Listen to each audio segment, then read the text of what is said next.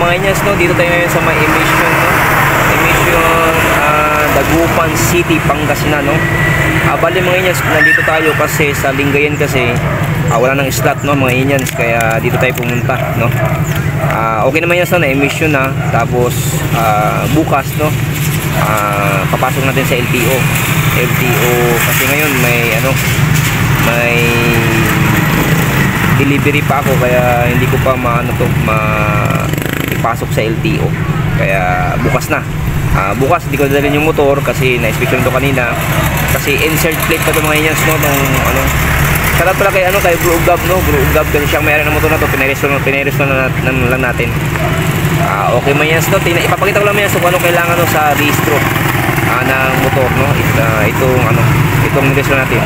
Nga pala yung nirestore natin is Yamaha, no, ito Yamaha Mio Gear 125 ni Bro Ugab, no. Shoutout kay Bro Ugab, no, siyang may-ari nito. Tara mga yans, no, papakita ko sa inyo. Mga yans, so kailangan niya emission, no, kailangan ng emission. Yan ang unang requirements, yung emission. Tapos yung ORCR, Xerox lang, CR sa OR, Xerox lang mga yans, no. Tapos siyempre yung insurance, no, kailangan ng insurance, no, yung insurance. Pagkatapos is yung inspection. Ano yung inspection? Ito mo yung inspection na to, okay na to, may pirma na dito, no, may pirma na.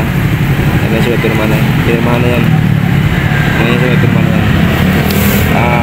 Kasi mga inyons, no, yung ito kasi yung kanina insert plate pa to, insert plate, kaya kailangan na ano to mga inyons, no, insert plate ito.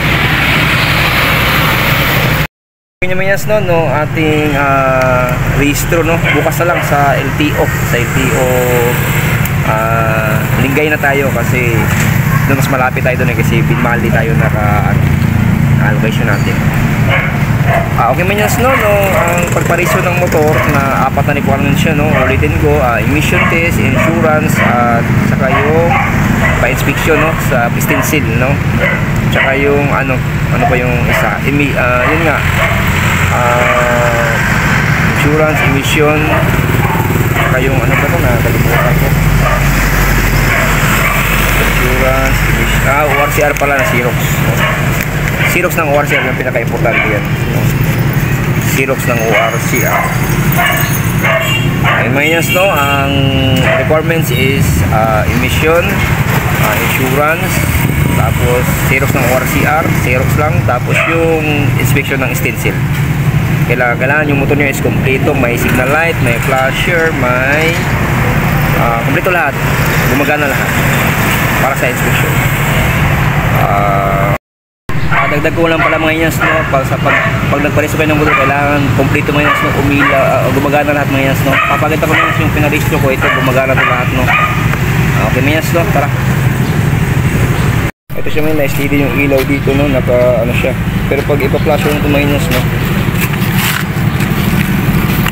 Ayan. Ito, gumagana yan, no? Ayan. Ito, gumagana yan. Ayan. Tapos, kabila naman. Ayan. Gumagana yan, no? Ayan nga, so gumagana yan. Tapos pag ano mo yun, stop na ano mo yung brake dito. Pinit mo yung brake dito. Umilaw yan dito. Ano? Ayan nga, so umilaw siya. Ito naman niya, so pinit mo dito. Ayan o. Ayan nga, so pag pinit mo yung brake dito. Ayan. Tapos yung busina. Gumagana lahat ng ilaw niya. Kailangan gumagana lahat pag nagpaparehistro kayo para sa inspection sa LTO. Okay siya. O yun lang mga yes, no? Dagdag ko lang. Okay mga yes, no? Salamat sa punod. God bless you ever. More power. Keep safe. Sana sa buti kayong kalagayan. Bye-bye mga